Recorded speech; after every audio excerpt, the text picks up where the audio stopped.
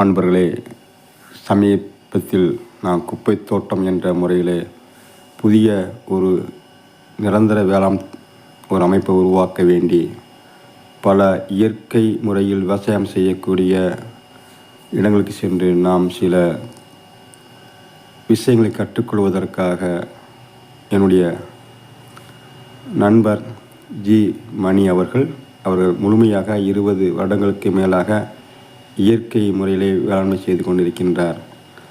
அவர் சமீபத்திலே ஒரு அழகான ஒரு தோட்டத்தை குத்தை எடுத்து அங்கே இயற்கை முறையிலே எந்த ரசாயன உரங்கள் இல்லாமல் விவசாயம் செய்யக்கூடிய இந்த இடத்தை அவர் எடுத்து அவருடைய அறிவுக்குட்பட்டு அங்கே இயற்கை உரங்களை தயாரித்து அங்கே விவசாயத்தை தொடங்கியிருந்தார். அதே நேரம் அந்த இடத்திலே வரும் மக்களுக்கு கற்றுக் கொடுக்க வேண்டும், பாடத்திட்டத்தை உருவாக்க வேண்டும்.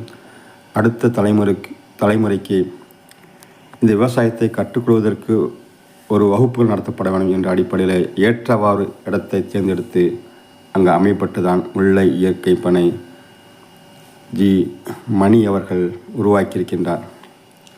அதில் சென்றிருந்தோம். அற்புதமான ஒரு தோப்பு, நல்ல மரங்களும் இயற்கையாகவே உள்ள சூழலாக இருந்தது. அங்கே கிணற்றும் அதை சுற்றி பார்த்தீங்கன்னா தேக்கு மரங்கள், வாழை மரங்கள், பப்பாளி மரங்கள், எலுமிச்சை மரங்கள், கொய்யா மரங்கள், இப்படி பக்கத்திலே அற்புதமான ஒரு மலை, மொட்டை மலை சொல்லக்கூடிய மலைப்பகுதி, இப்படி சார்ந்த ஒரு பகுதியில் அந்த இடம் அமையப்பட்டு பார்க்கின்ற பொழுது கண்டிப்பாக இயற்கை வேளாணுக்கு ஏற்ற ஒரு தோப்பாக அது இருந்தது. அங்கே ஏற்கனவே இந்த ரசாயனம் இல்லாமல் தான் ஒரு விவசாயம் நடந்து கொண்டிருந்தது. அந்த இடத்தை இந்த மக்களுக்கு படிப்பனையாக இருக்க வேண்டும், அங்கே விவசாயம் நடைபெறும் என்ற அடிப்படையில் அவருக்கு இயற்கை அமைத்து கொடுத்த இடமாக இருந்தது. அங்கே பலப்பட்ட கீரைகள், மூலிகை செடிகள் எல்லாமே அது தானாக அவர்கள் பயிரிட்டிருந்தார்கள். நல்ல பாசனம் உள்ள நிலமாக இருந்தது. எனக்கும் அது ரொம்ப பிடித்திருந்தது. கண்டிப்பாக நாம் கற்றுக்கொள்வதற்கு இங்கே ரொம்ப இருக்கின்றது என்பதை நானும் முடிவு செய்து அங்கே மணியுடன் இணைந்து நாம் இங்கே அவர்களுக்கு நாமும் கற்றுக்கொள்ளலாம், அவருக்கும் உதவிகரமாக இருக்கலாம். நமக்கும் இந்த குப்பை தோட்டம் என்ற அடிப்படையில் மக்களுக்கு எந்த ரசாயனங்கள் வீட்டு கழிவுகள் கொண்டே குப்பைகள் உருவாக்கி அங்கே மரங்களை, செடிகள், காய்கறிகள், கீரைகள் வளர்க்குவதற்கு நான் கற்றுக்கொண்டிருக்கின்ற அந்த தருணம் இது எனக்கு வரப்பிரசாதமாக அமைந்திருந்தது. அதே போல் அங்கே காய்கறி பயிரிட்டு இருந்தது. வெண்டைக்காய், கொத்தவரங்காய், கீரைகள், இப்படி அது முறையாக இல்லாட்டாலும் அது தானாக வளரும் நிலையிலே அங்கே எந்த உரங்களும் இல்லாமல் வெறும் தண்ணீரை கொண்டே பயிரிட்டப்பட்டிருந்தது. இப்பொழுது ஜி மணி அவர்கள் இயற்கை விவசாய உரங்களை தயாரித்து அங்கே செய்ய தொடங்கிவிட்டார். அங்கே கிழங்கு வகைகளும் இருந்தது. எல்லாமே தானாக வளர்ந்திருப்பது போன்றவே இருந்தது. ஒரு முறையாக இல்லாட்டாலும் அது தானாக வளர்ந்து நல்ல விளைச்சலோடு எல்லா காய்கறியும் அங்கே காணப்பட்டது. இதெல்லாம் கொத்தவரங்காய், நல்ல செழிப்பாகவும் அந்த நிறம் அது அருமையாக இருந்தது. நல்ல காலை பொழுதில் ஒரு இயற்கை காட்சியாக இருந்தது. கண்டிப்பாக இந்த பகுதி மக்களுக்கும் கற்றுக் கொடுக்கக்கூடிய, வகுப்பு நடத்தக்கூடிய வகைகளை இருப்பதால் நானும் இயற்கை மூலிகை பாரம்பரிய உணவுகளை நாம் கற்றுக்கொண்டிருக்கின்றோம். அதற்கும் விவசாயத்தை செய்து கற்றுக் கொடுக்க அற்புதமான இடமாக எனக்கு அமையப்பட்டிருந்தது. அங்கே வாழை மரங்கள்லாம் பார்த்தீங்கன்னா அப்படியே எந்த உரங்கள் இல்லாமல் திரட்சியாக நல்லா வளர்ந்து பலன் கொடுக்கக்கூடிய ஒரு வகையிலையும் அமைந்திருந்தது. அப்போது இயற்கை விவசாயம் என்பது கண்டிப்பாக ஒரு வெற்றிகரமாக, லாபகரமாக கொண்டு செல்லக்கூடிய முடியும் என்பதை மணி அவர்கள் ஏற்கனவே நிரூபித்து கொண்டிருக்கிறார்.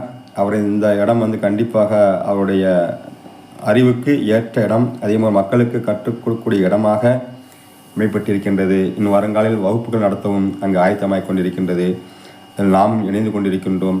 ஆனால் வருகின்ற இயற்கை விவசாயம் செய்யக்கூடிய மாணவர் முதல் இளைஞர்கள் வரை வீட்டுத் தோட்டம் அமைக்கின்ற விதத்திலே இயற்கை உரங்கள் தயாரிக்கின்ற முறையையும் ஜி மணி அவர்கள் மூலியமாக நாம் கண்டிப்பாக இதை நல்ல ஒரு இதை கொண்டு செல்ல முடியும். சமுதாயத்துக்கு கொண்டு சென்று அவர்களுடைய வாழ்க்கை ஆரோக்கியமாக வாழ்வதற்கும் அடிப்படையான இந்த விவசாயம் என்பது கை கொடுக்கும் என்பது எனக்கு ஆழ்ந்த நம்பிக்கையும் அதனுடைய முயற்சியும் செய்து கொண்டிருக்கின்றோம்.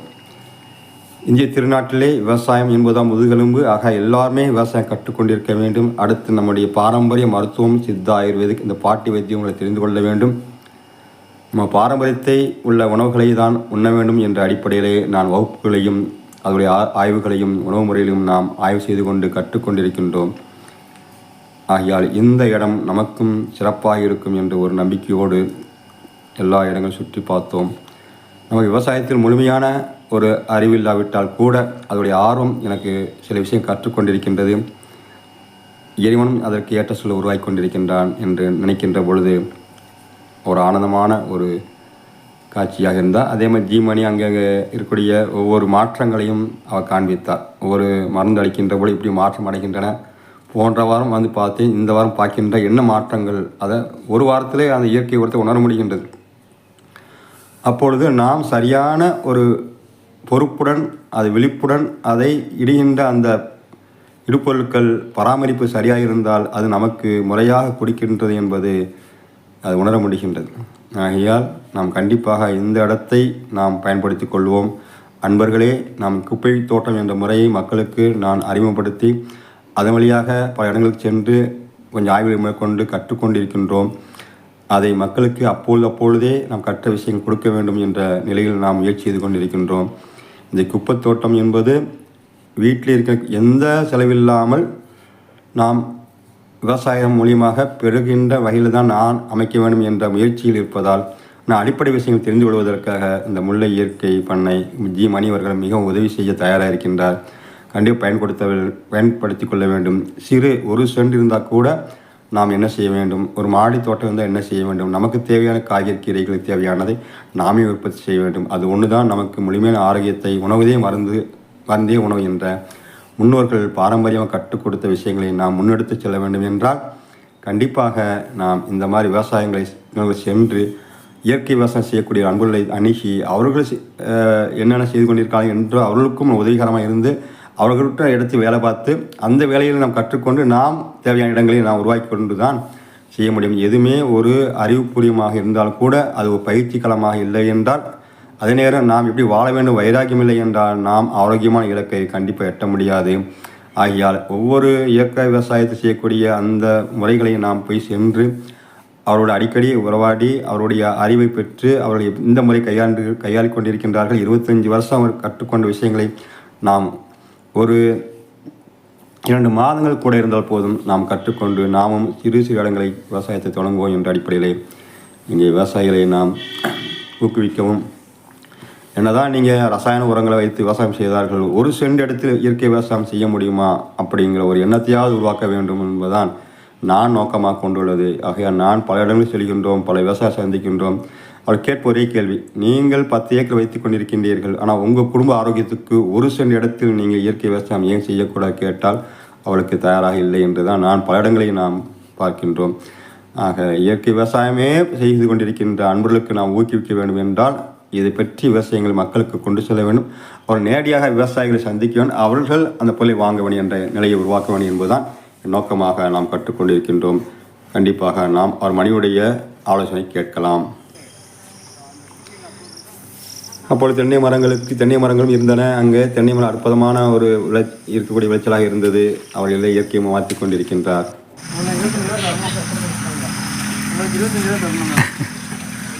பலாப்பழம் வாங்கும்போது சேர்த்து கொடுங்கன்னு சொன்னீங்க. சரி, பலாப்பழத்துக்கு நீங்களும் கூப்பிடல. 3ஆவது திக்கும் போது நான் ஊருக்கு போயிட்டேன். சேர்த்து கொடுங்கன்னு சொன்னீங்க. நீங்கள் சொரக்காக்கும் ஒன்றும் பிரச்சனை இல்லை. அப்படின்னா நீங்கள் எப்படினாலும் இது பண்ணலாம். பலாப்பழம் திருப்பி யாருக்கா கொடுத்துட்டீங்களா? கொடுத்துறேன்னு சொல்லணுமா? சொல்லுங்க சொல்லுங்க. நான் இது போன் இறந்துறேன். அப்படி போதும். வெறும் கம்மியுமா? ஆமாம்.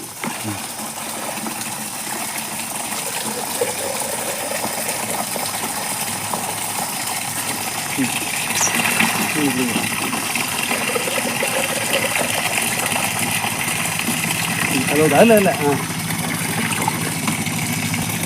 அது என்னது? ஈயம். அப்படி பிடிச்சிக்கோங்க. அதில் ஒன்று அதில் ஒன்று அதில்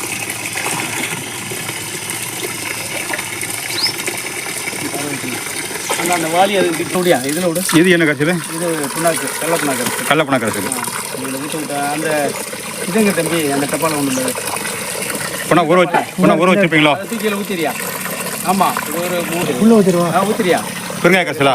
பெருங்காய கரைச்சல், பால் பெருங்காயம். பால் பெருங்காயம். அம்மா இந்த இதில் ஒரு கப்பு 3 ஒரு கப்பு ஊற்றுங்க. ஒவ்வொரு கப்பாயா? ஒரு கப்பா நிம்மற.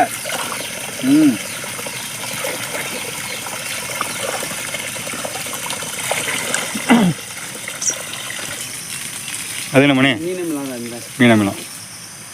ஊற்றுங்க இல்லை. அதில்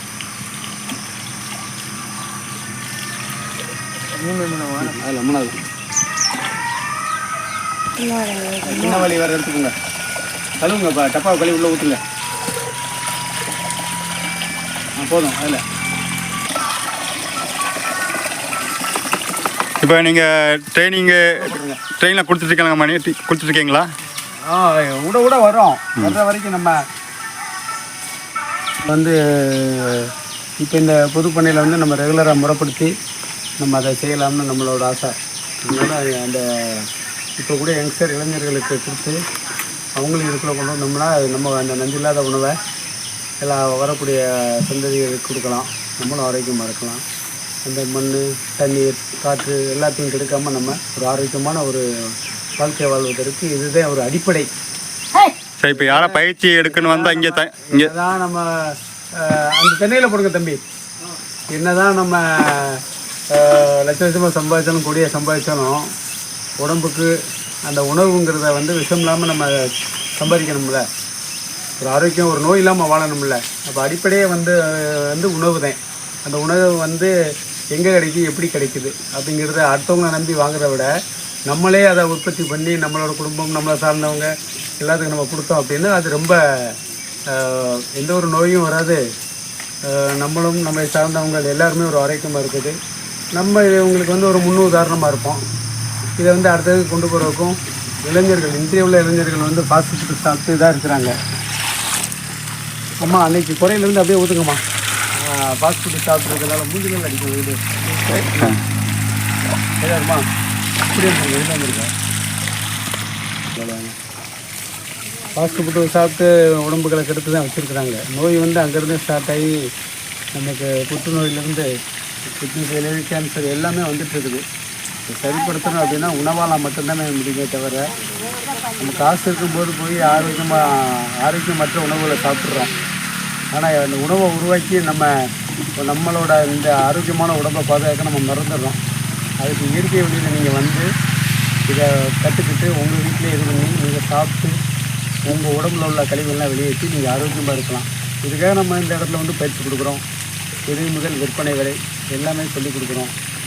அதுக்கு நல்ல மனம் உள்ளவங்க இளைஞர்கள்லாம் வந்து கற்றுக்கணும்னு ரொம்ப ஆர்வமாக நினைக்கிறேன். நன்றி. துண்டக்காய் மரம் இருக்குல்ல, நீங்கள் ஒரு வருஷம் போங்க, அந்த மாதிரி ஒரு வருஷம் சொல்லுங்கள். 2 கப் அன்றைக்கி மாதிரி அப்படியே ஊற்றுங்க. அது என்னது? இந்த எலுமிச்சம்பழம். வாளுக்கு ஒரு வாழை தூக்கிட்டு போங்க. அன்னைக்கு ஊற்றுற மாதிரி ஊற்றியாச்சு. நல்லாயிருக்கும். அந்த பக்கம் போயிட்டு காய் இருக்கிறதெல்லாம் இருக்கும். இதை வந்து இப்போ நம்ம லைட்டாக கவாத் பண்ணியிருக்கோம். இருந்துறேன் கவாத்தை பண்ணி அதுக்கப்புறம் வந்து புல்லுக்கு இருக்க களையெல்லாம் அப்புறப்படுத்தி பண்ணை எடுத்து கட்டியிருக்கோம். எடுத்து கட்டிட்டு இப்போ இதுக்கு தான் இப்போ இந்த நீ கொடுக்குறோம்ல உரம், நம்ம புண்ணாக்கு, கடலை புண்ணாக்கு கரைசல், ஈயம், மீன் அமிலம், பெருங்காய கரைசல், கோமி, அந்த 5ஐயும் கலந்து ஒரு செடிக்கு 2 லிட்டர் கொடுத்துட்றோம்.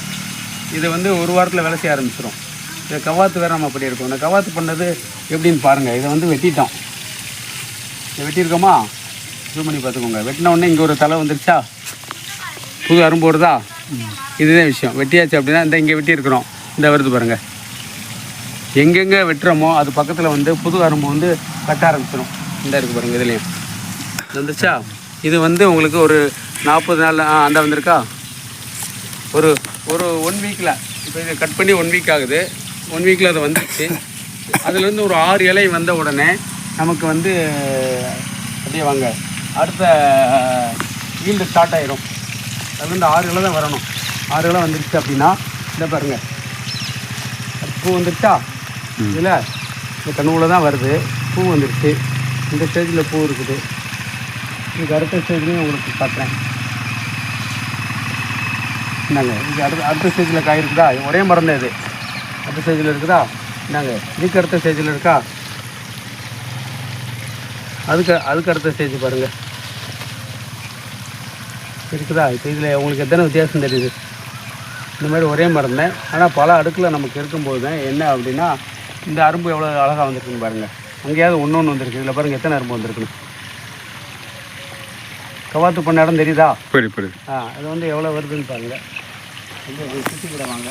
கிளை கொப்பில் காய் இருக்குதா? காய் இருந்தால் நம்ம அதை கவாத்து பண்ணக்கூடாது, கொதிக்க விட்டுறணும். இந்த கவாத்து அடிச்சுட்டு இதில் இது வருது.